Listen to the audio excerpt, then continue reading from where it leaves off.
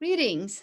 I am Dr. Graciela Caneiro Livingston, Provost at Nebraska Wesleyan University. I want to welcome you to this year's presentation of Spooky Evenings. We here at Nebraska Wesleyan are excited and proud of this event that brings together scholars, artists, authors, and filmmakers to discuss the topic of horror in its various manifestations across the arts and the humanities. Professor Juan Jose Castaño Marquez and Dr. Matthew Jarvis have been working tirelessly to bring you the best scholarship in the field of horror through this unparalleled digital humanities event. I would like to acknowledge the generous support from the Nebraska Arts Council, Humanities Nebraska, and the Nebraska Cultural Endowment that helps make quality programming like Spooky Evenings possible. Again, welcome and enjoy this presentation of Spooky Evenings.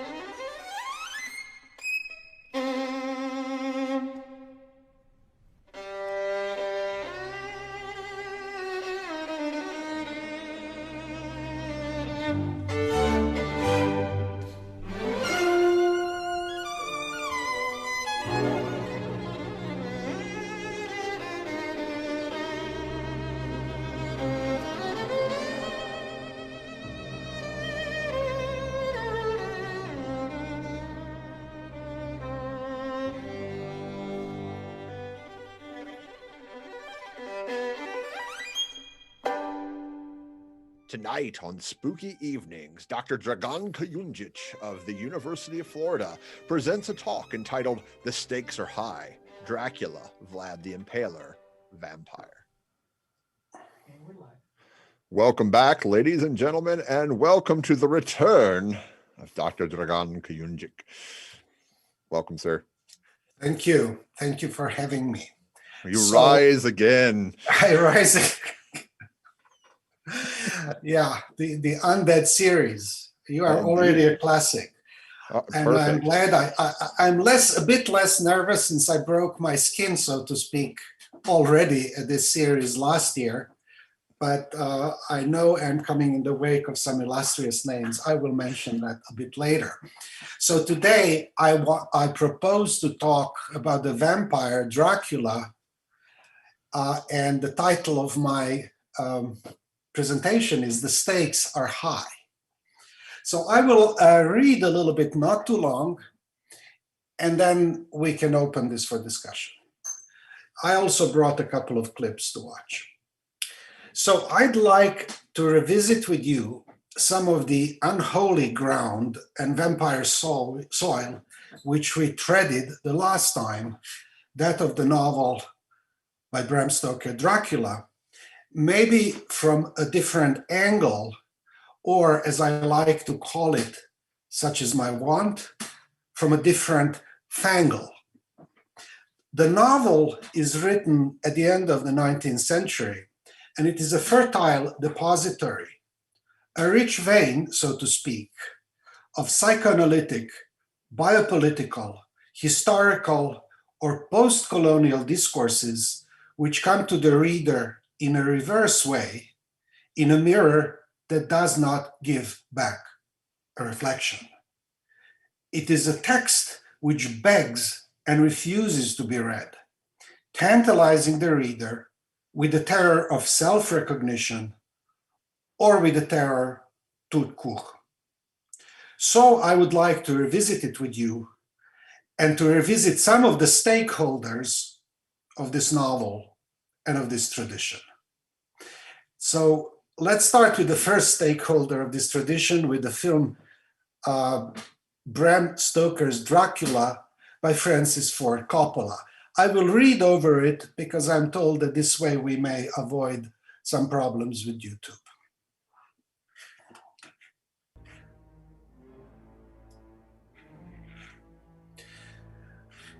So take, for example, the rendering of the novel by Francis Ford Coppola, which is called Bram Stoker's Dracula. Somewhat of a misnomer, because it is not a literal rendering of the novel. However, I think Coppola took this title because he wanted to differentiate his film from other Draculas.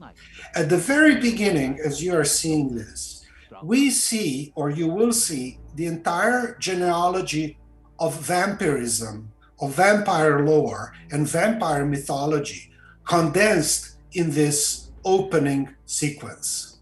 There is the fall of Constantinople and the death of the Christian God, the fall of the cross you saw at the beginning. The fear of the Ottoman, the Muslim other. By the way, the film is made around the first war in the Gulf. Especially the fear of the Muslim other in the scenes of impaling, putting on the stake, following the battle into which Dracula is just leaving. And you see the becoming animal of Dracula, the animal in the human, emblematized by Dracula's armor. You will see very soon suicide, which forms genealogy of the vampiric myth lore, because Elisabetta will throw herself into the river. So mourning and melancholia for Elisabetta is also an important part of vampire hunger and Dracula's wake, if you want, which is also an inscription of English mourning for Elizabethan terror and Shakespeare, often quoted subtext in the novel and the film, from Hamlet and Ophelia's suicide to Macbeth and decapitation of the weird sisters, to the Merchant of Venice and Dracula as Shylock. The unsublimated relation to blood, shown gushing from the cross as a sign of demonic rituals and as the dark, demonic underbelly of Christianity, which in fact played a part of the Church of England demonization of the Catholic Church in a split in British religious and otherwise politics. But also the figure of the unsublimated relationship to blood is a repertoire in the anti-Semitic propaganda. This unsublimated relation to blood is the residue of the Jew in vampire narrative. So you also see the technical, filmic representation of the narrative in cinema in the shadow theater staged by Coppola. You saw it, this shadow theater of the battle. And finally, landing all of these traces of vampire genealogy in the middle of London, in the middle of the empire, or what I call the vampire, V-E-M-P-I-R-E, with the delayed effects 400 years later, a traumatic delay. All these to say that there are numerous semantic, political, and historical stakeholders in this novel, and the film's staging it and screening it.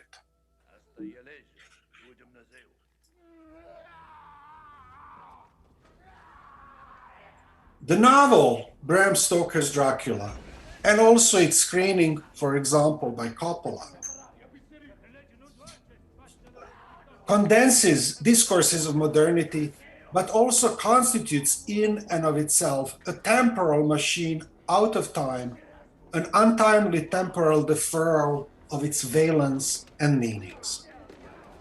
It is a testimony of Victorian culture, with the attending implications regarding the birth of the clinic, discipline and punishment, and as treatment of hysteria. Dr. Van Helsing is the student of Charcot, Freud's mentor and inspiration. Inventions of the apparatuses of phonic and visual reproduction, typewriters, photography, and cinema, all used in the making of the novel, and very often represented in films screening this text. The novel also enacts the drama of dying empires soon to be dissolved after World War I into smaller nation states.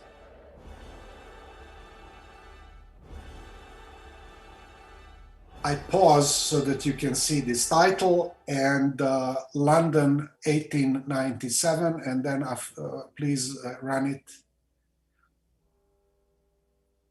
And we can stop here.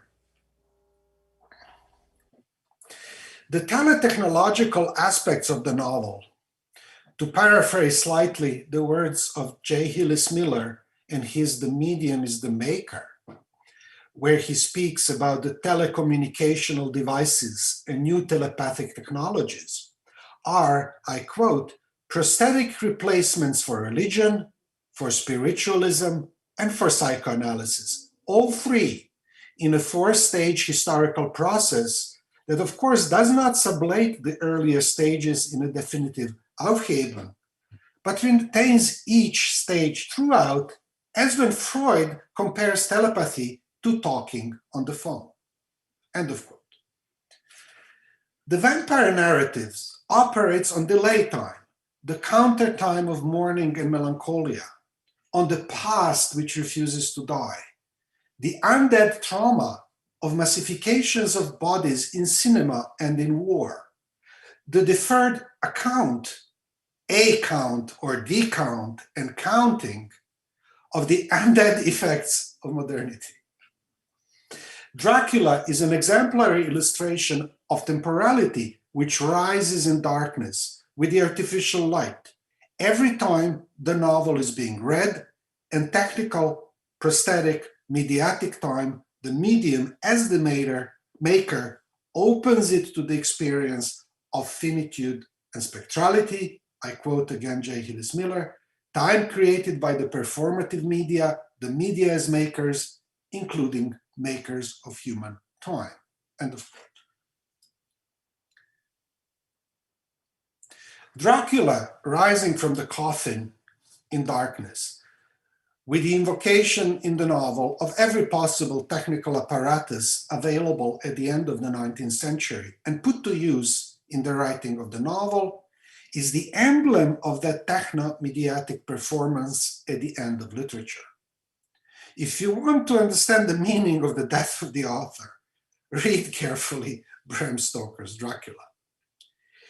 It is the text which in an exemplary way articulates or puts to use, is itself used towards the end and dead ends and the undead ends of modernity. For example, and there could be many, the vampire is hunted and the novel haunted by technologies of mass media and mass death, from cinema to sulfur gases. And the vampire's lair at the Carfax Abbey is purged by fire or with fire in order to smoke out the stench of, I quote, old Jerusalem. Thus, the novel anticipates the Holocaustic purges and massification of death in the Holocaust. Judith, now Jack Halberstam, wrote in Technologies of Monstrosity, Bram Stoker's Dracula, the vampire is the Jew of anti-Semitic discourse. End of quote. At the same time, the novel is skin deep, a skin show, as Halberstam says, cathecting fantasies of limitless transgression of any corporeal limit, corporeal as in physical body or the body of work. It is an incessant machine of conversion of blood, semen and milk, of gender role inversion, interracial and intergenerational sexuality, of the human body becoming animal and the animal becoming human, as you saw in the beginning of the film, where Dracula dons this wolf-like armor. Judith Butler and Gilles Deleuze could be your guides into that maze of lines of both escape and escapism. The polymorphously perverse body of the vampire invites erotic and thanatotic hunger, often amplified in cinematic images, the pleasure principle serving the technically and prosthetically reproduced death drive. Thus unleashed by the novel, are the topics of psychoanalysis, mourning and melancholia, hysteria and female sexuality, exquisite corpses and the jubilation of and in mourning, analyzed by Nicholas Abraham, the question, why do we get aroused at funerals? Homoerotic desires, Harker going to Romania to be sucked dry by another man, down for the count. This man belongs to me. I continue, the eternal, undecked hunger of libido and life. The novel facilitates the transference and introduction or introjection and transfusion of undiluted readings in psychoanalysis and hardcore theory. The stuff of theory becomes a liquid dream. If one were to offer a course on mourning and melancholia at the university, it would probably result in 5 depressed students enrolled, some of them suicidal, an arguable liability.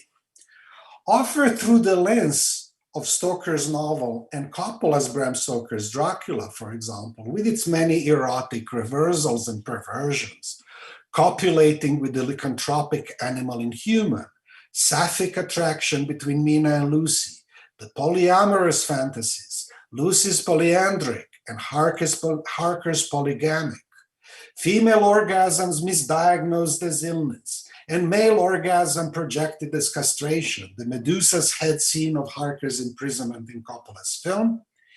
It animates even the first year or the first year undergraduate students who never had a single class in theory to interiorize and write essays on Abraham and Freud, make short films about their correspondence, read Derrida on the crypt and mourning, or Halberstam and Rickles.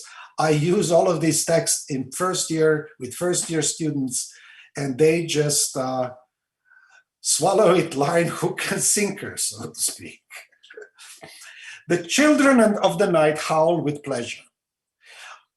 I'm here, the preceding paragraph, quoting the paragraph of my essay for William McBride's edited volume, How to Teach Bram Stoker's Dracula, much needed and forthcoming in the prestigious MLA series on how to teach literature. So shout to William McBride and this volume. And I'm, of course, grateful and honored for inclusion. I would like also to add that I'm much honored to appear in his wake, not on his wake, but in his wake, and on the illustrious list of your guests to include my much admired colleague, Larry Rickles from UCSB, University of California, Santa Barbara, and UCSB, as he says in his vampire lectures, everybody knows means University of California sucks blood, who taught there at the same time when I was at University of California at Irvine, so I can testify that this is true. He was, by the way, the first guest in a lecture series I organized while there called Halloween Vampire Lectures. And I must say, seeing him on YouTube, Larry has not changed or aged at all. Bram Stoker's Dracula is proto-cinematic apparatus, already operating at the dead of literature and projecting its demise. It multiplies itself by means of typewriters, Kodak snapshots, phonographs, I almost said pornographs, but that as well, and stenographs. Remember the first visit to cinema in Coppola's film, where he shows 3 foundations of modern cinema represented in this visit. What does cinema film? It films technology. The first film is the entry of train into the station by Lumière.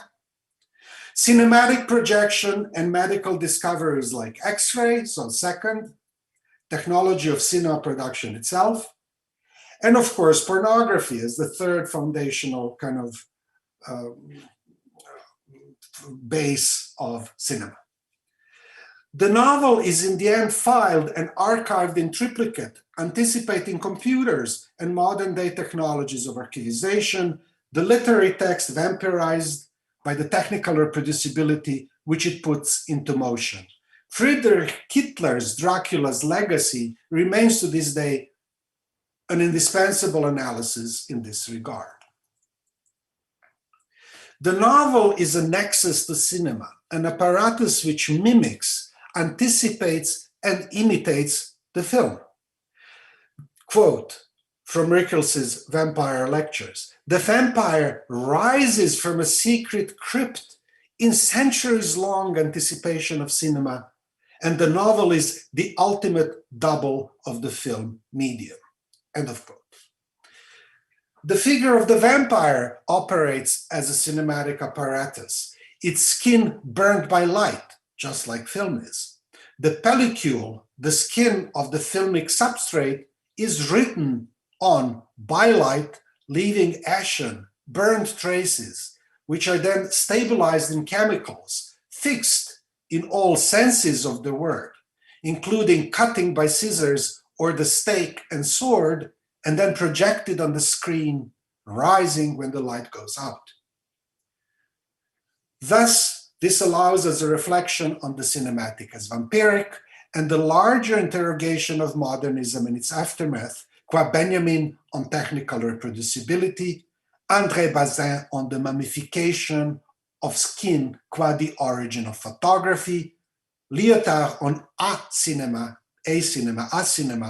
and the transparency of the cinematic skin, Stigler on the history of techniques, Samuel Weber on mass medioras and theatricality and spectrality of the medium, starting with Hamlet's father's ghost, or Derrida on spectrographies and echographies of television and cinema and the fragile testamentary properties of the burned trace in his cinders, for example.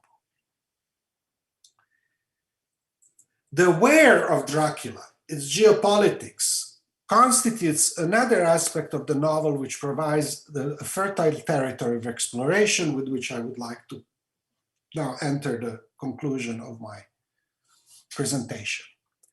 What caught my attention the first time I read the novel, with an eye to a possible course, was the fact that Dracula fashions himself as the avenger of the shame of Kosovo, that is Kosovo. Coppola's film prominently stages this conflict in its introduction.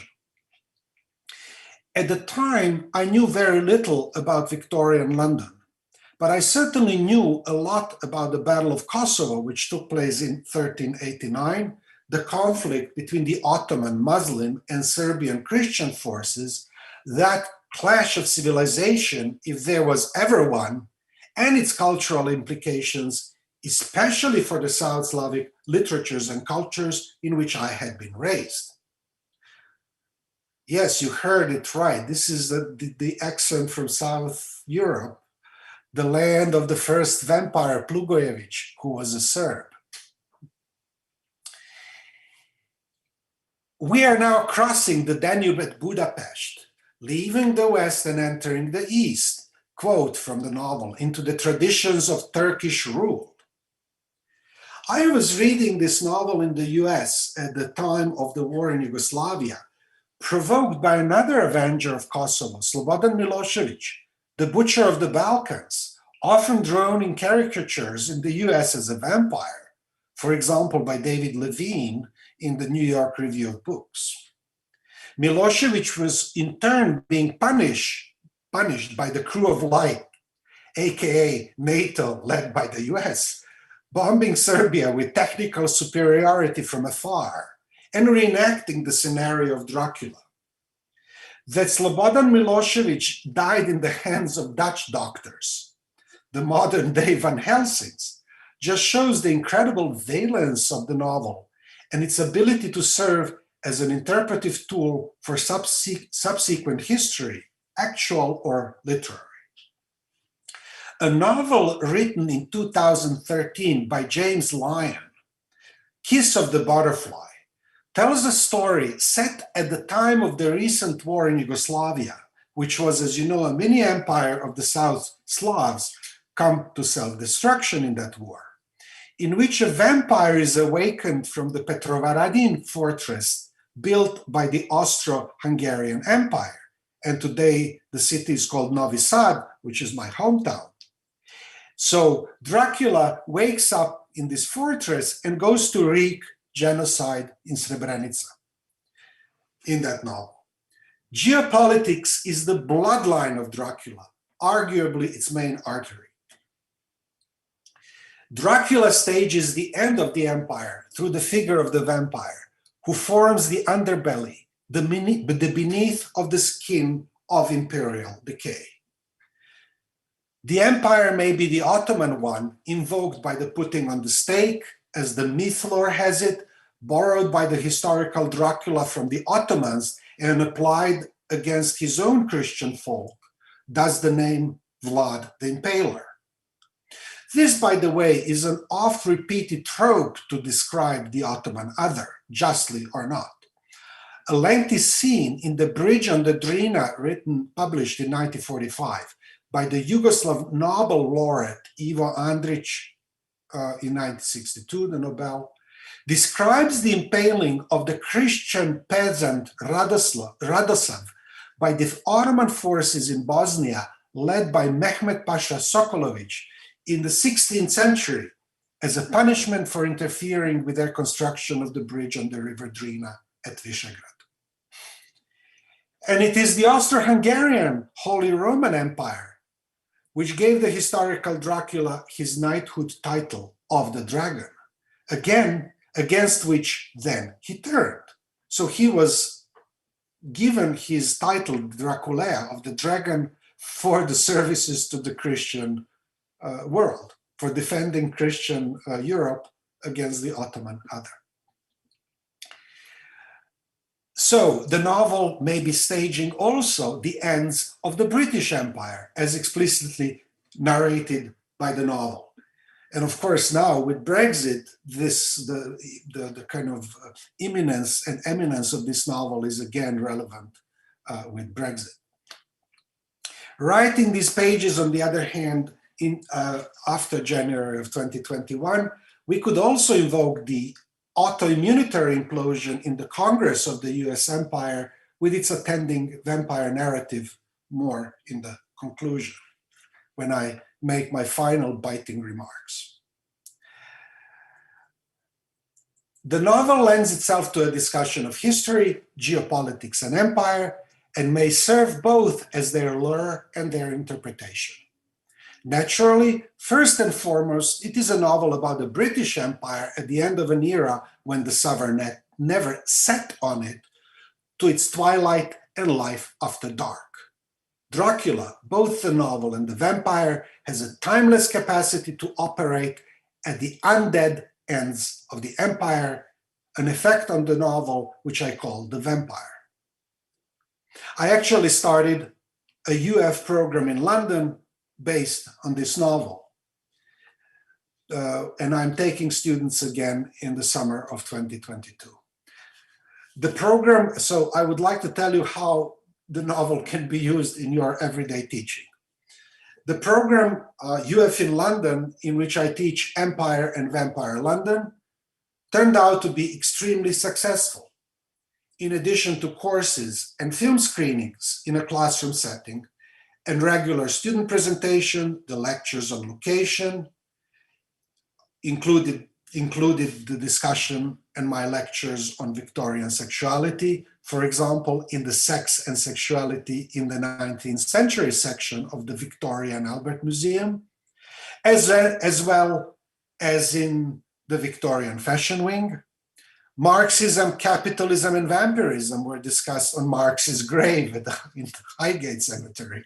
And the students were asked to read Franco Moretti's The Capital Dracula. As you know, Marx said famously that capital is the dead labor feeding off of the living labor like a vampire. Derrida's specters of Marx were invoked as an explanatory background of the spectrality of the capital.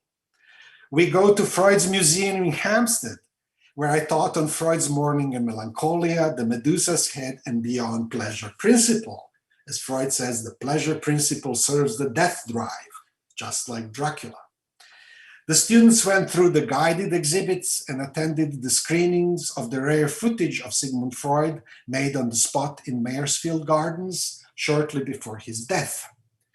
The Imperial Meantime was discussed at the observatory at the Imperial Maritime Museum in Greenwich. I lectured on empire and the Jews at the Jewish Jewish Museum in Camden. History of notable Jews in England, the history of modern state of Israel, the Balfour Declaration, and the British mandate for Palestine, and on anti-Semitism, vampirism, and the Shoah in the new permanent Holocaust exhibition in the Imperial War Museum. The two courses I teach are cross-listed between Jewish Studies, English, and International Studies. UF in London was cancelled for 2 years, but now is on again for summer 2022. And we take students from other universities as well. So we are like death, we take everybody. So to change a little bit gears and go towards the undead end, please start second clip, which is the Nosferatu by Herzog. And I will read towards the conclusion through these first 3 minutes of the film.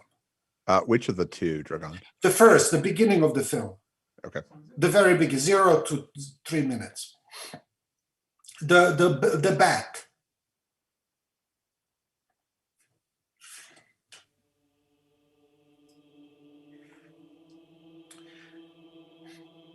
This leads me to just a few concluding remarks on why teach. So this is Nosferatu by Werner Herzog. This leads me to just a few concluding remarks on why teach or discuss Bram Stoker's Dracula, and why I said that Dracula operates as both the lure and interpretation of history. It is a literary machine of incredible semantic valence, displaying its relevance every time some political monster rises from the crypt. It prefigures the rise of fascism and anti-Semitism. Murnau's Nosferatu, the film, itself burned by court order with only 1 copy saved, or used to produce an allegory of German trauma left by Nazism in Werner Herzog's Nosferatu, the Vampire, which you are seeing right now. At the beginning of the film, we see desiccated mummies from some underground crypt haunting the visual, and then the vampire bat flying through the night. It offers a reflection of the origin of the cinema through the process of mummification of the image, as well as the film, but also these emaciated bodies, dead or alive, as if encountered after the liberation of the Nazi death camps. The only one who sees this in the film as its subtext is Harker's wife. You will see her soon, played by the inimitable Isabella Adjani, whose wide open eyes parallel that of the non-blinking eye of both the camera and the Count. In the opening scene, she's the one who sees the implications of the film and wakes up in horror. She's both a character in the film and the viewer and its interpreter. Here she is, screaming and opening her eyes. You can stop here, just with this frame, freeze this. So she's the one who sees the implications of the film, both being a character and the viewer, right? So she's both the lure of, as I say, lure of history and its interpretation. She's the one who will see what no one else sees, as Larry Rickles says in Vampire Cinema. Nazi, Nazi. She sees the Nazism, right? She understands the implication of Herzog's film. Now I will continue reading without switching to the second clip. Maybe we can try it in the discussion, because I would like to conclude and then we can show the second. But I describe the clip in my discussion. So the scenes of Harker going to the castle, which I wanted to show later on in the film, are accompanied by Wagner's music, Siegfried's funeral march from the Götterdämmerung, the damnation of the gods, is the epitome and the most fitting description of the vampire narrative. On the background, on the backdrop, are the images of the Alpine Sublime channeling Griefenstahl, which lead to the door of the vampire Führer. So for a long length, you see Harker going up the mountain, you go up, you see the Alpine, you see the castle in ruin, right? Indicating the post-war Germany. And as he reaches the door, Wagner stops. Wagner, no, nothing else but Siegfried's death. The door opens and the Dracula, the Führer, appears. Welcome to my castle. Herzog is showing what went into the making of the project to make Germany great again. An urgent warning not to repeat it. Herzog takes up and over from Nosferatu by Murnau, with its dual marginalization and vilification of the vampire as a Jewish body, burnt in the film, anticipating the Holocaust, and the rats following the beloved leader from the ship in his conquest of Wismar, which is very close to Weimar. That conquest and blind following of the leader and that conflagration will burn Germany into an autoimmunitary pyre. And now to my conclusion. We live in the US a crisis which started, just a second, with the vampire bat, or around the time the vampire bat brought us the China virus, and an uncanny coincidence of the parallel autoimmunitary implosion of the United States on itself and viral epidemics, resulting in COVID-19 in the cytokine storm of defenses of autoimmunity. We live a situation of double suicide, both natural and political. Derrida spoke and warned about in Autoimmunity, Real and Symbolic Suicides in Philosophy in the Time of Terror, written after the event of 9/11. This political suicide by implosion affects both the cap and the capital, and that of the Capitol, the Congress, Derrida says, with extraordinary economy. This implosion started with building the wall of hyper-defense, to the point where these defensive forces, in the manner of an autoimmunitary cytokine storm, mimicking the viral epidemics, infected and affected the very seat of the US government, the US Congress, and attempted to destroy it. Let us not forget that Vlad, the sovereign prince of Wallachia, the defender of the Christian world, turned against his own Christian brethren and started impaling his own people. Dracula is a story about blood and the vampire, which, just like the virus, carried first by the vampire bat, replicates and profligates itself, an undead spore affixing itself onto a living body. Thus, a certain parallel between COVID-19 and the MAGA movement imposes itself and demands a reading through the prism of Dracula. Not least of all because they brought it on themselves, because MAGA's favorite trope, which it brandishes against its democratic opponents. The Democrats are blood-sucking pedophiles and vampires feasting on children. A blood libel straight from the protocols of the wise men of Zion, the Anti-Semites Manifesto. The monster which rose out of the coffin on January 6, 2021 in the United States is familiar to anybody who has read Bram Stoker's Dracula and understood its undead historical implications and warnings.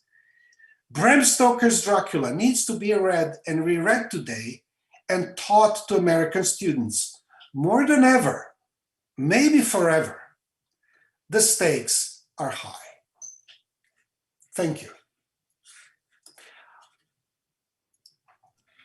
Thank you. We can open it now for discussion. Where to begin? Do we take questions from? Do you take questions from the I audience? do when they pop up. I definitely do. People seem to trust me though. We can, of course, continue this with discussion. I'd be sure. happy. So, I mean, let's start with the Coppola, because you started with the Coppola, not just this year, last year as well. It makes the interesting move that comes from 1974. It comes from Richard Matheson's script, produced by Dan Curtis, starring Jack Palance. And it makes the jump that is non-textual of the reincarnation of Mina Harker as this long-lost love of Vlad, which we see in that clip that we watched at the beginning.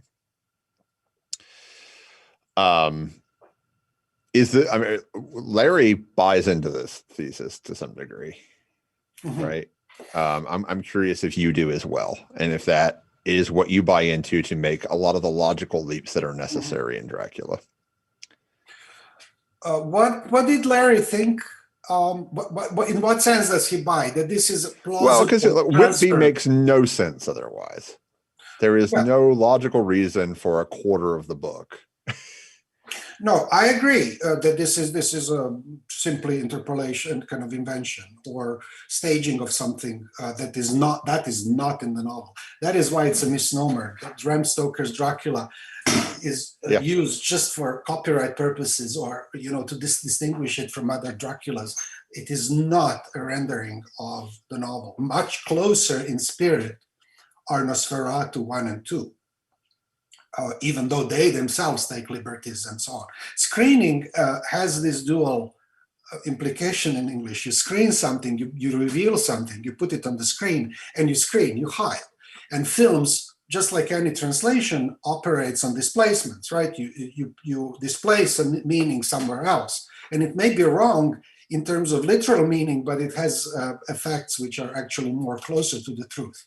Now here, this intervention, I think, has very little to do with the novel itself, and it's an attempt of Coppola. It is the logic of Christianization of Dracula.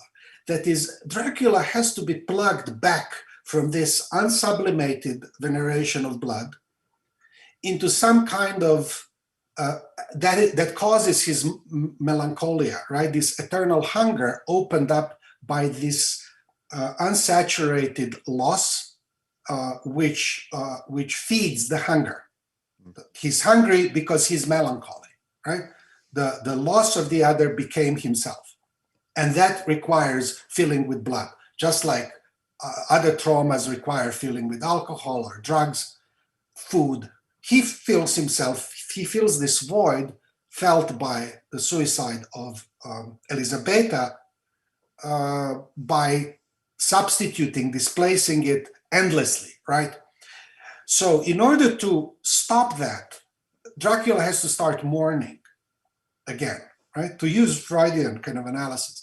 In order to start mourning, he has to fall in love. He has to catect another body. And that catecting another body is the beginning of mourning, because he has moved from the melancholy loss into transference to Mina. But because this is also kind of a Catholic interpretation of this novel, which in the version of Nosferatu, Barmuno, and Herzog are internalizing this complete. There is no way out of this. It stays within the novel and within the text. The vampirization, the hunger, and the melancholia never leave. This is a very Protestant rendering of the film. This is all about the immanence. Whereas in Coppola, this kind of Christianization goes hand in hand with its aesthetic ideology, in which Dracula first, in psychoanalytic terms, starts mourning. So he has to kind of transfer from there is this transference from melancholia into mourning, and then he is translated from this feeding this Protestant immanentism into aesthetic ideology of Italian cinema, of Catholicism, ending in a church, ending in a chapel, rising up and being redeemed in the end and sublimated, right? At the site where he... So I think this is an attempt to Christianize the image of Dracula, aesthetically, maybe politically, religiously, and so on. That is where I think Coppola's Italian background, certainly, I mean, being raised on Italian cinema shows, right? That is I agree with you 100%, because I think in my reading of this film too, the chief sin actually in the Coppola film, which fits very well into the 90s, is the sin of adultery.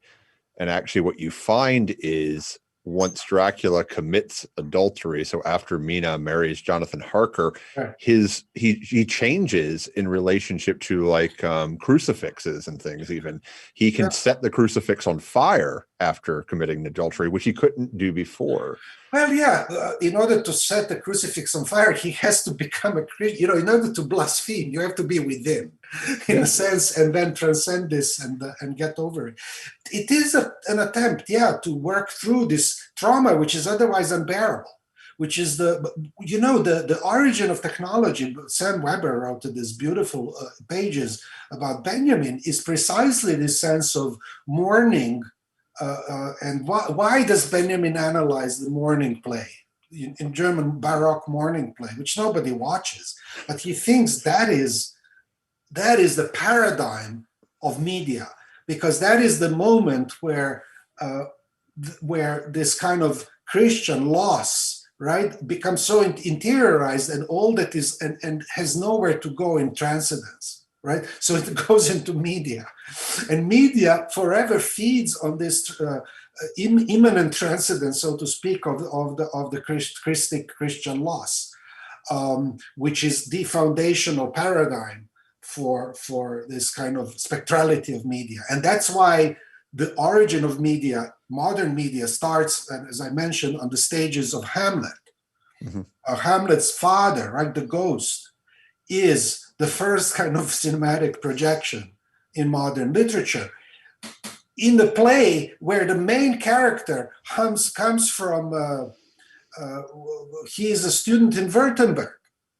Hamlet is a student in Württemberg. That's the place of Luther, right? And Faust. And Faust. So this is Lutheran Faustian inscription right there. And that stage, so the whole world, the media are stage for this spectrality of this loss, which has nowhere to go. It's pure imminence. And that is, of course, unbearable for Catholics, right? It has to go either in a beautiful image, it has to transcend a little bit, lift this burden from this kind of Protestant immanentism into the lightness of the image, into transcendence of the image, cinematic image, or even religiously, transcending the body into this kind of Dracula becoming a Christic figure and rising towards the dome of the chapel like a Christian spirit. So that is why what I think is going on in this. No, it's very. You're absolutely right. It's so Renaissance. It's Raphael. Absolutely, it's Renaissance. It's 100% Raphael. Exactly, it's Renaissance. It's Renaissance versus German Baroque, if you want, or Baroque inheritance of Lutheranism versus this kind of Renaissance exhibitionism. How do you read? What's interesting to me is we have Anthony Hopkins in that scene too as the priest. The priest, I forget the exact title he has. It's some absurdly long title. Yeah, he's an Orthodox priest, Greek Orthodox. Yeah, it's just fascinating to see him there. I mean, it's fascinating that Anthony Hopkins is in this film, period, because he's coming right off of playing Dr. Hannibal Lecter, and now he's playing Dr. Abraham Van Helsing, and you could make tons out of that in relationship to vampirism. Yeah, if you want, he's cannibal, right? There's right. Well, because in my estimation, in either the book or in the film, Van Helsing may be a vampire. Well, listen, they all probe these bodies, right? Van Helsing from his side with these transfusion with needles and with the stake, which is actually he borrows from vampire. Dracula is the original impaler. Where do they get these takes? Well, they learn from Dracula. I mean, this is all abyssal. This is the reflection which refuses to see itself. That is why there is no reflection from the mirror, because the mirror is back at the vampire, V-E-M-P-I-R-E. It's the empire seeing itself in the mirror and refusing to see. And that is why there are these pivotal moments in Coppola where Dracula tells Mina, "You do not see me." Or when he's in London, he said, "Look at me, see me now." It's all about these kind of foils, and it operates like a wing disc, see me, not see me, right? But refusal to see, the impossibility to see in the mirror is precisely this political refusal to see what is actually in the empire itself. All of these things that Dracula has are there in London always already. And actually, it's a great scene, because it's not just it's he says, "Do not see me." It's a command, right? And then the screen goes white. So we, the audience, who have changed narrative points of view at that point from omniscience to Mina, we also lose sight for a brief moment. Exactly. No, Kopfer is very good at it. I mean, he's great. And then all of these technical apparatuses that he shows, he's attentive to them. He puts them to play. He shows you the cinema. He films the entrance into London with an 8mm hand-cranked, handheld, and then puts a little bit of Leica lens on it to make it. And it's silent. So the entrance of the vampire into the heart of modernity, London, so to speak, is through the lens of 8mm silence film. And then you hear, and then it's a boy selling newspaper. The wolf escaped the zoo. Again, newspaper, against newspaper, right? So again, media, right? Media meets media, right?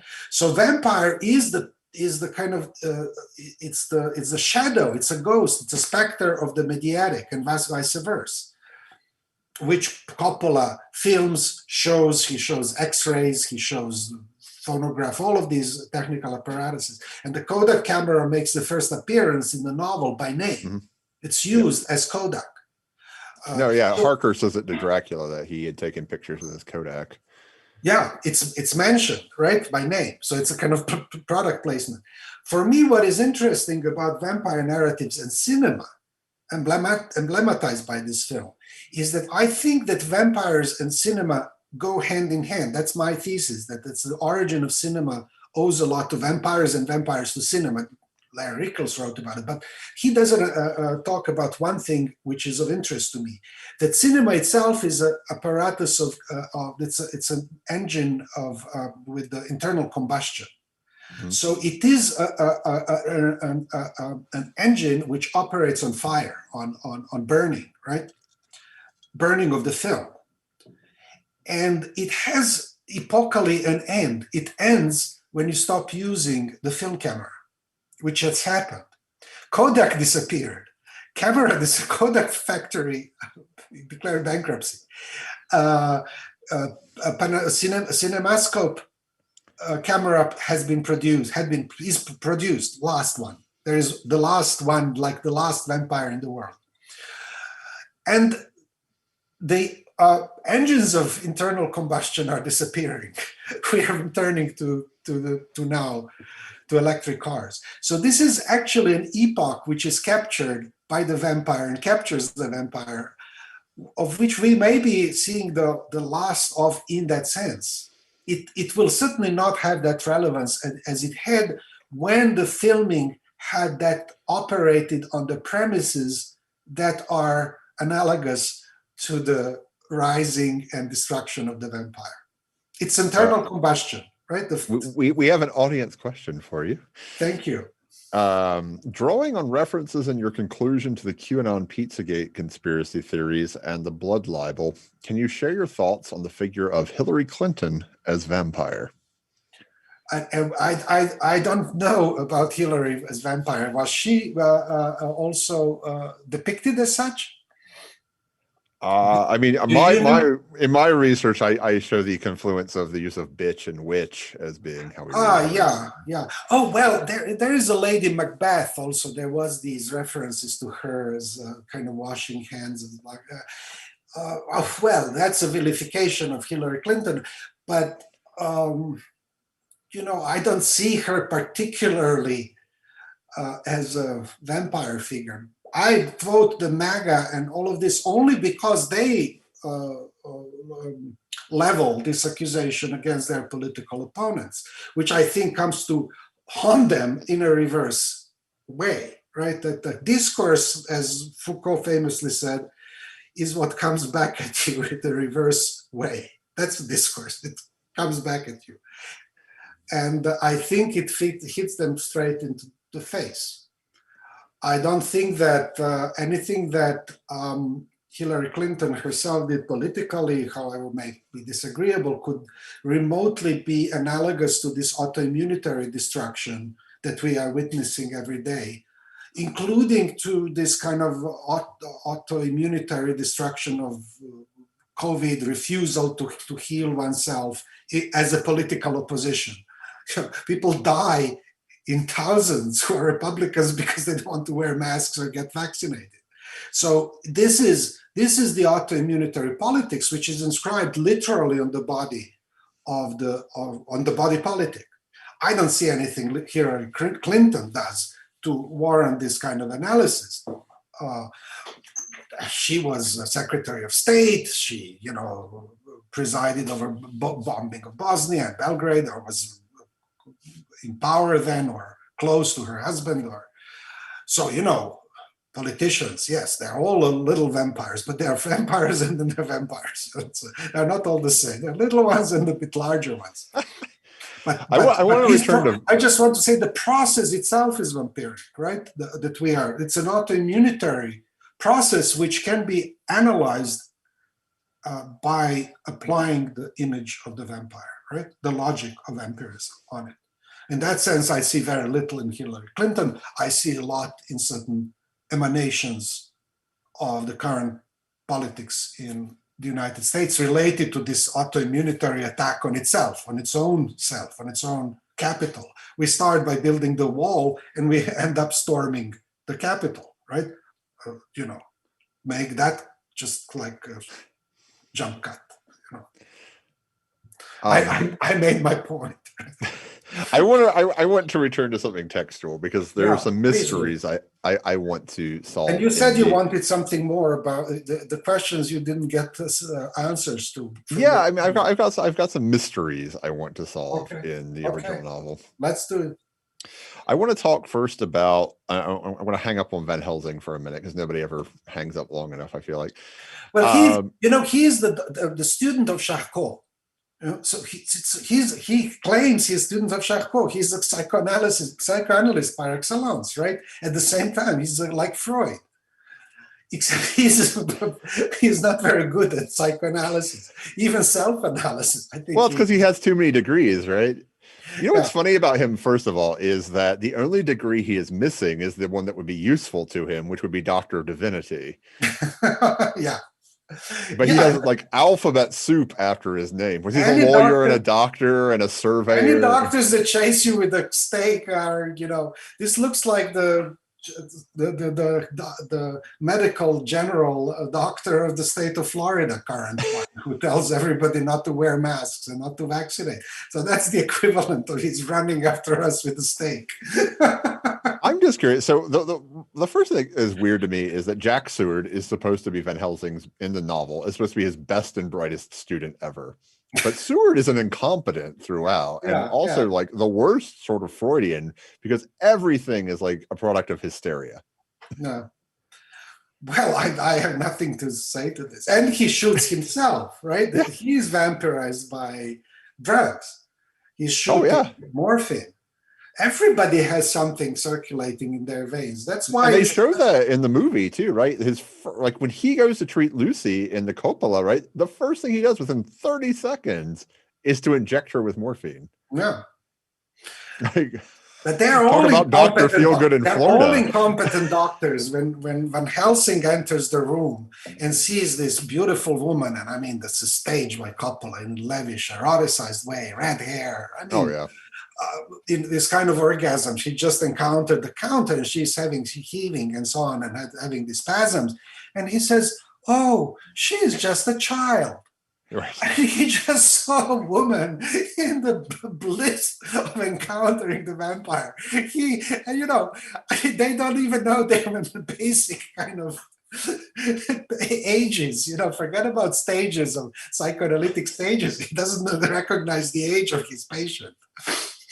Well, to me, that's another clue that Van Helsing is a bit older than we might be assuming.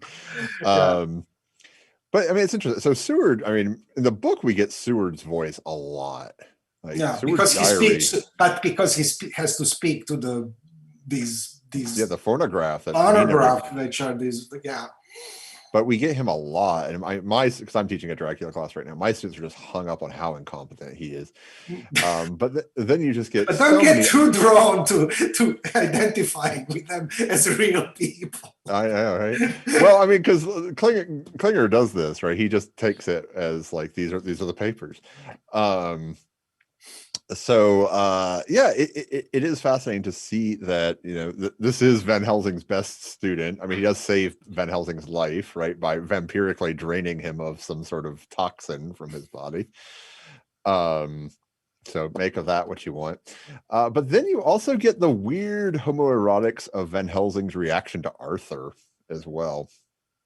Yeah, well, they're all hugging each other. And basically, this has been written about, that all of these penetrations of Lucy's body, on the one hand, Dracula, on the other hand, is men, is a site where men meet with their phallic protrusions, intrusions into this female body, which then serves as a foil to cover these homoerotic encounters and the general phallocentric operation of society, for which the woman serves as foil, and when she is not needed anymore, she is discarded. So it's actually a brilliant analysis of the homo-phallocentric premises of Victorian society, not only Victorian, but certainly a Victorian to a great degree. So we brought the exquisite corpse, though, right? And Arthur reminds Van Helsing of his dead son, but he describes him as a beautiful boy. Yeah, and when they go to decapitate Lucy, they drip these candles and they drip sperm.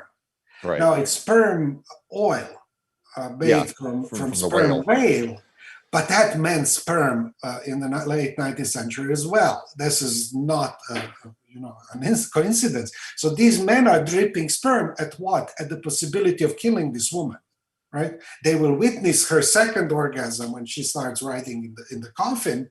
And then they will first stake her with this stake. You don't have to be Freudian. Sometimes a stake is just a stake. Well, it's very long and thick, right? We actually get the dimension. It's 3 inches thick if we're keeping score here. Exactly. And then decapitation. So, and they are dripping sperm around her. So this is,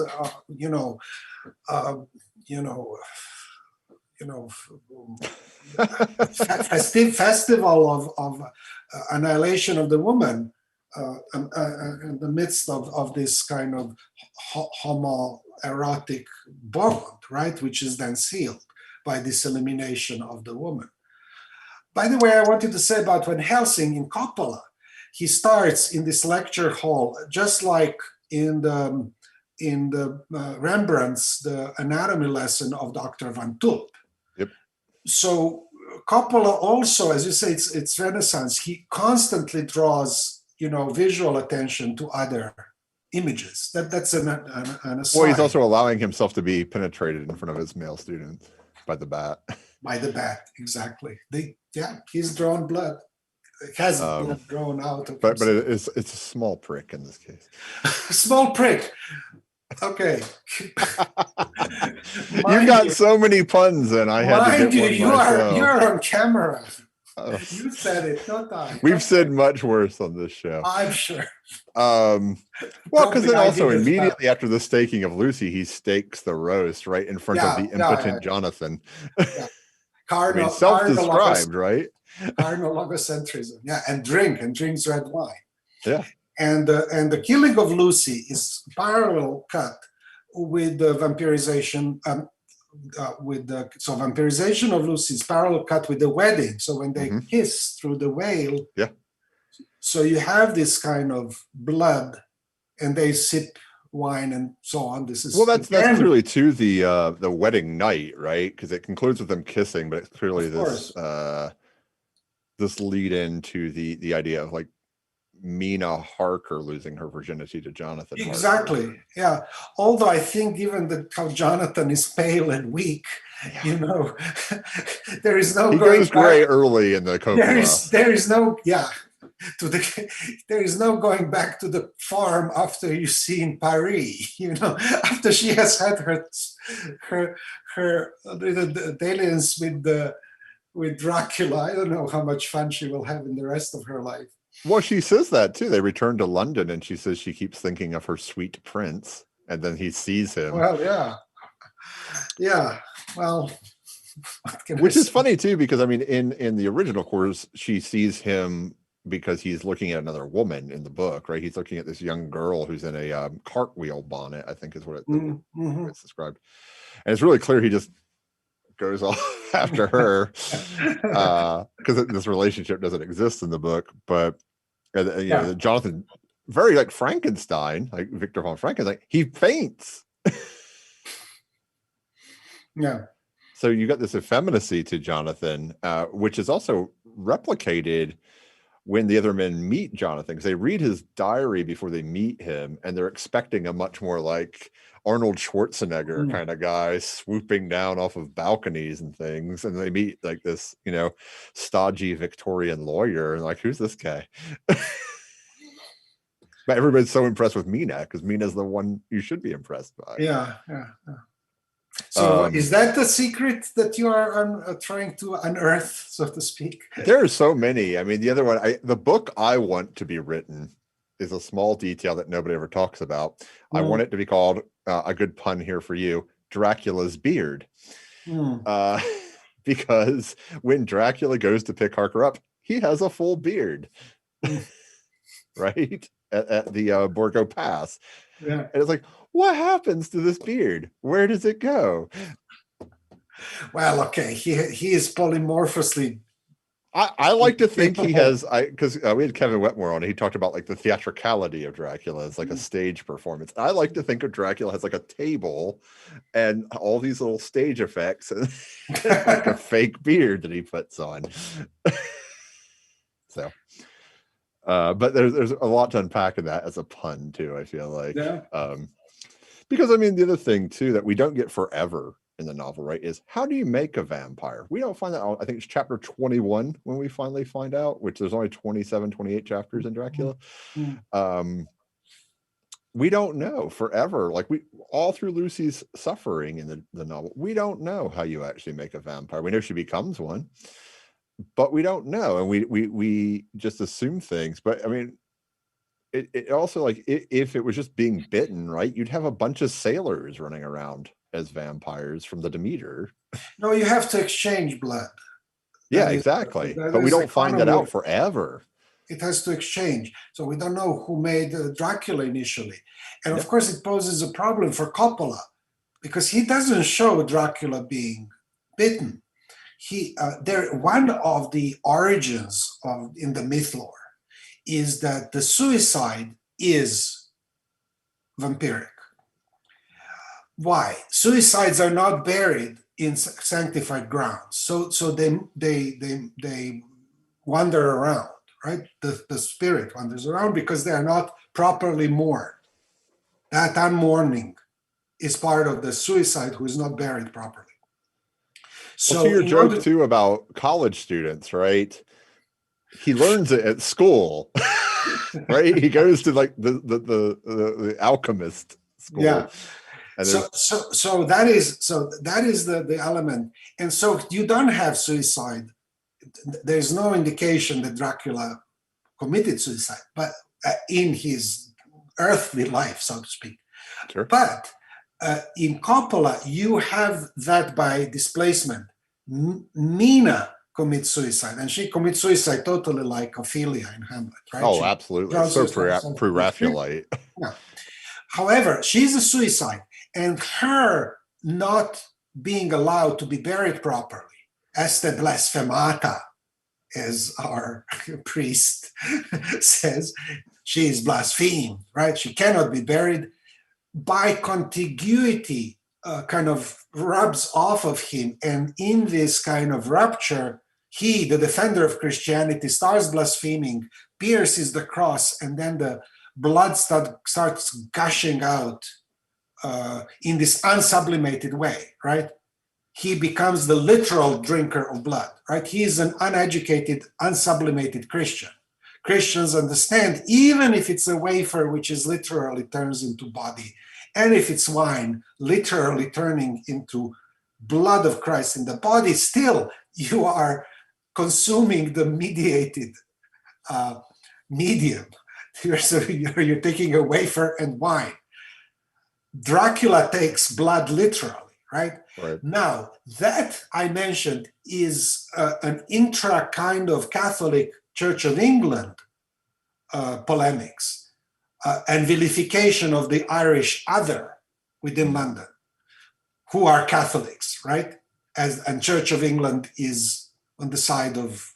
Well, I mean, you already brought up Shylock too, isn't it? I mean, Shylock is... And the other thing, which is quite explicit, and we remember that Bram Stoker was a dramaturg, stage manager, director of 250 plays of Merchant of Venice, and he knew that by heart. So when you cut Dracula and he bleeds gold, right? If you prick the cash flows out of it. If you prick us, do we not bleed, and so on. Well, Jonathan steals gold from him too, and Van Helsing steals it after he bleeds it. Yeah, well, that's the... Well, I mean, to get to your World War II analogy as well. Yeah. So anyway, that is the subtext. All of these are subtexts for possible readings, Shakespearean readings. But that is how he becomes. He is the unsublimated, right? The literal drinker of blood. Whether you can now read this through the trope of anti-Semitism or intra-Christian conflict between the Protestants and I mentioned before that I think that is translated in Coppola's own rendering of this, right? He has to kind of re-Christianize, rebaptize in a sense Dracula so he can be saved, or again sublimated in the end, right? That's the biggest violence against the novel, I think. That's really completely... I can go along with all others, but this is really, you know, the most kind of the deviation from the novel you can get. Well, I mean, the novel too also was supposed to be... There was supposed to be a sequel. So... Well, okay, but he allows himself... He's Coppola. He can do whatever he thinks to close this...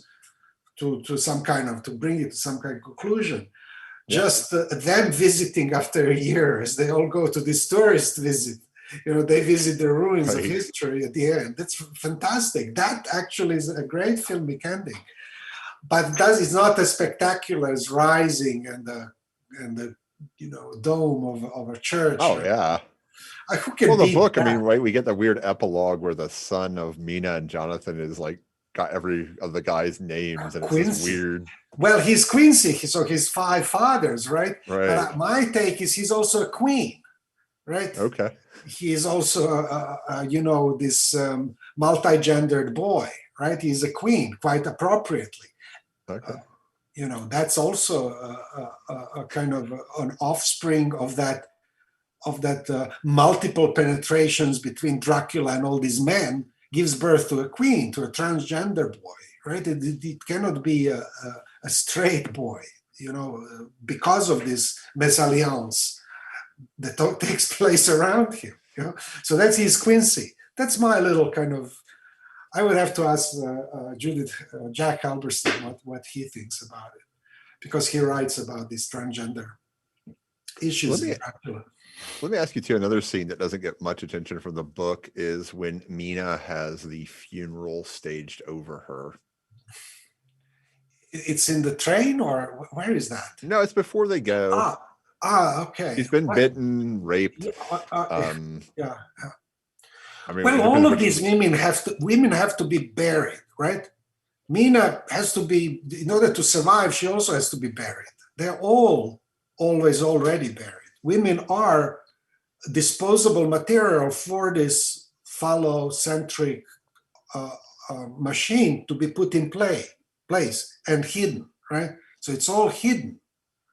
And women are at the forefront, foil, cover for all these homoerotic kind of expeditions, penetrations, and so on. So they're all, dead, and then Mina resurrected, but because she has gone through this process of purification with the wafer, with this and that, right? So she's saved.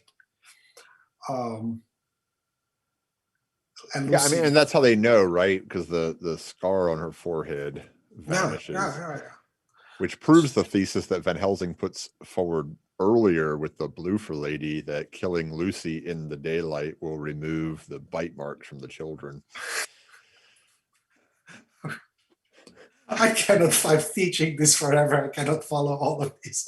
There's a great, I'll have to send it to you. There's a great article. There is a great article about the Bloofer lady, and this weird set of child abductions in late 19th century. Yeah, but in the 1880s, that traces it all through the newspaper. I'll have to send it to you. It's really interesting. It seems to be where he lifted that from. Listen, where on the one hand, yes, it's fed by media, by newspapers, right? This is a novel. At the end of the novel, it's newspaper, it's phonographs, it's all of these mediations which feed this novel. It's a vampire in that sense of other media.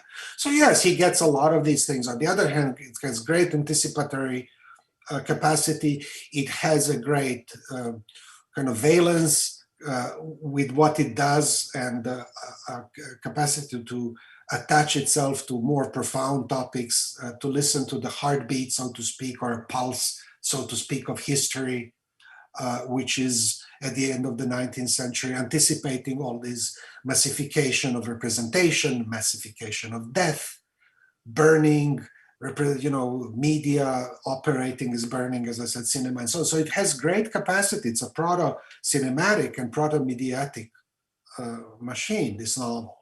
It's not. It's the end of literature, like end of metaphysics. Heidegger writes about this is the end of literature. Not that we don't write books and so on, but never again in the same way. I have another audience question for you. Thank you. Kansas City Ballet will reprise Dracula February 18th through 27th, backed by popular demand. Based on Bram Stoker's classic Gothic horror story, tantalizes as it terrifies. The Valentine's Dracula in Kansas City invites you for an incredible theatrical experience. Would you comment on Dracula as a ballet for a Valentine's date night?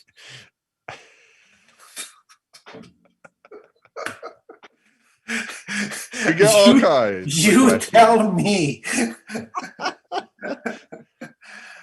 Valentine's. That's a funny. I didn't know it was a ballet. Okay, my answer. It's a funny Valentine. It's a funny Valentine. I don't know. As Dracula. Brings new meaning to Forever Yours, I guess. Yeah, I mean, no, Valentine. No, what's Saint Valentine's? Where does it come from? It's. I'm not sure what Saint Valentine was. I'm not sure why we associate him with no anything. No, sorry. My mind is empty on the topic of Valentine and Dracula. Well, I guess as a first date and the possibility of passing something on forever. Yeah, well, there is maybe loss of virginity. I don't know. Someone maybe bleeds if they are lucky. I don't know if there is any kind of first love. This kind of implications of virginity. I don't know. But there's that in vampire. For vampire, everybody's a virgin. Old, because he goes for skin, right? He ruptures the skin, no matter how old, how young, even if it's an animal. So and it's tied to history of virginity, especially through the other hypostasis of vampires. The Countess Bathory, who bathes in the blood of virgins, right? There might be a field day for those who hate Hillary Clinton. I'm not making that analogy, but because Countess Bathory supposedly drained blood of virgins, there is a great film about it. It's called The Countess, which actually has a feminist turn, saying that this is something projected on Countess Bathory by those who were her political enemies. But she never did this, but it's her political enemies who constructed her because she was a strong woman, right? And she's constructed this monstrous vampiric woman on the part of her political opponents because her husband dies, and then she becomes the principal kind of ruler of her countdom, right? Which is not far from Count Dracula. It's all in the Transylvania and on Romanian and Hungarian border. So you talked about young Quincy. Let's talk about Quincy Senior. Who's Quincy? Oh, he grows up? No, I mean the Texan. Why is he there? Why do we need Quincy? That's an interesting figure for two reasons. If you take into account what I said, that the bloodline, the major bloodline of this novel, one of the major, right? It says many, is geopolitics, end of empires, rise of empires. This is, on the other hand, the fear of this vampirial tug of war is not with the Ottomans anymore. That's long gone. It's with the United States. Sure. So Quincy is a Texan, right? I mean, the most we learn about Quincy, is actually from Renfield, and he compliments him in relationship to the Monroe Doctrine. He's an American, so he's an inscription of that kind of American empire, and he's the first one to encounter the vampire bat, draining cows in Brasilia somewhere, or Argentina or something, because he traveled the world, right? Right. That also can explain this nice inscription of the stagecoach scene at the end, right? This kind of the Ford scene. Yeah, the Ford type of scene at the end is a kind of a projection of that. They give him prominence there, and then he's killed there, and so on. So that is, in my mind, that the inscription is this kind of latent kind of tug of war, right? Who will, and he's killed, right? It's the Quincy, the British Empire takes the upper hand in this representation of bodies. But he right? kills Dracula too. He kills Dracula, but he's himself killed, right? On the other hand, if you want to read the contemporary geopolitics, and let's say the war in Iraq, you have the Tory government, supporting the United States, and the Texan president is avenging his father in Iraq, right? I mean, these scenarios, like we resemble that, not the other way around. Just like Milosevic starts his career with a famous speech on Kosovo. That's his beat to 500,000 Serbs, nobody will beat you again, and so make Serbia great again, etc. And then he ends up in the hands of Dutch doctors. I mean, you cannot imagine this. And then, when he's buried, his body by his political supporters is brought back to Serbia, shunted around in Serbia so that everybody sees the coffin and whatever.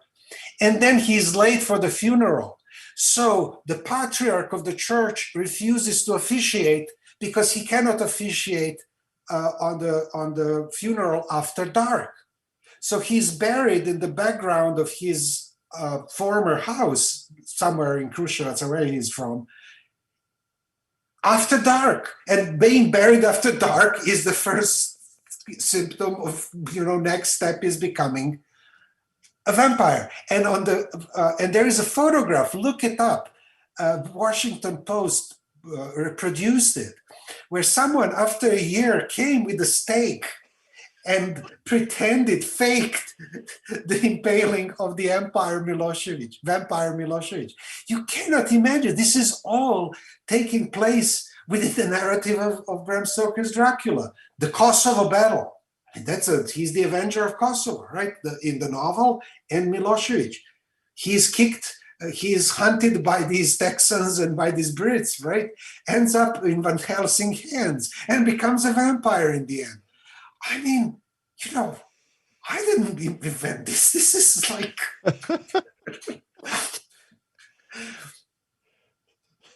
I mean, even the New York, even the Washington Post noted this. It's not like you don't need to be kind of sophisticated reader of those minutiae. Even the journalists who reported on this said, "Well, this is weird. Like he's like a vampire. Somebody's putting a stake through his body." But then that the patriarch refused to officiate because it was after dark. Then it's black mass, right? Then you cannot officiate. Then it becomes the demonic mass. So you cannot officiate after dark. Someone's funeral. So he's buried in unsanctified ground, he's buried in his backyard. It's incredible. I don't know how to top that, so perhaps that's the note we should leave it on. That happy note. Put the stake through this program. Buried into the heart. Put the stake through this program. Let this guy, let him go away somehow. Listen, it's great fun to talk to you. You too, sir. I want to invite everybody to take the survey that Juan is dropping into the various chats right now. Give it 2 enthusiastic stakes up. Or 2 fangs up, whichever. 2 fangs up, yeah. Yeah, that's the thing. Nobody ever remembers about Medusa. Medusa has boar tusks that come up. Tune in tomorrow for Dale Bailey as we discuss haunted houses. And as always, stay spooky. Thank you. Thank you so much. I always enjoy it. Thank you. This is getting better and better. Even better. even better. Yeah. Well, we start a couple of 100 years of this, and then. Yeah, and then somebody else can just pick it. We'll make. We'll have 3 I see. other I stepped on in. someone's feet there with Hillary Clinton. No, I don't think. I mean, people come. Actually, you've gotten a fair amount of questions. We don't normally get. They're actually kind of multi-sentence, which I don't normally get when I get questions. Well, you can take only so much, and then it becomes, you can go forever. Right? Certain people I could. I'm supposed to go to a wake now. Are you really? It's too late, but it's too late now. 9:30. By the time I come, it's 10. Somebody invited me, but it's also kind of another Eric fold here. You have to rush to go to a wake. You have to walk up to them and tell them you want to cut off their head and remove their heart. Yeah, I don't think they will ever understand it. It's a dear friend, his father, who's 90. Oh, I'm sorry. Passed away. It's not tragic death. It's sad, but it's not someone who's that. I mean, that is the funniest scene though in the Coppola. The way that Hopkins delivers that line, because it is so absurd. Which one, with the steak or when he's at the funeral? He's steak like, and steak, He's like, Jack. No, I just want to cut off her head and stab a steak through her. No, but that's actually just reminds me when he cuts the steak. It's the steak, right? He cuts the steak. Yeah. The red steak. After staking. It's like in the Mel Brooks.